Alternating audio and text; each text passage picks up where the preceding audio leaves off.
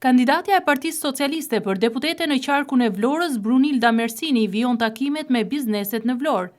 Ajo ndal në një nga supermarketet më të njohura në qytet Haso, në një kohë kur siguria ushqimore është më e rëndësishme se kur, vizitova një nga marketet më të mëdhej në qytet, aty ku kujdesi për konsumatorin dhe përzgjedhja me përgjegjësi e produkteve janë përparësi. Gjatë mandatit të 4 të qeverisë, vëmendja jon do të rritet edhe më shumë ndaj këtij sektori jetik, për të garantuar standarde më të larta dhe ushqim më të sigurt për çdo familje shqiptare, është shprehur Mersini. Kandidatja e Partisë Socialiste për deputete në qarkun e Vlorës, Brunilda Mersini, zhvilloi një takim me një nga fasoneritë e qytetit.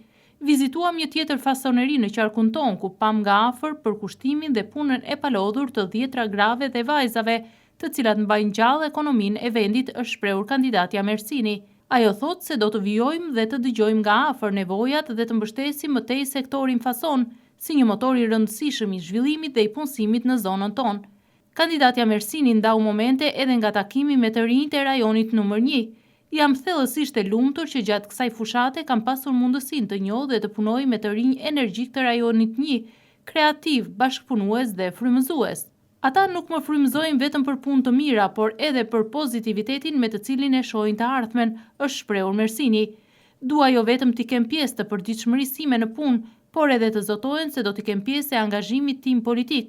Për ta dhe me ta do të punoj për një klimë më të mirë, për meritokraci dhe për një sistem arsimor dhe shëndetësor më cilësor, ka përfunduar Mersini.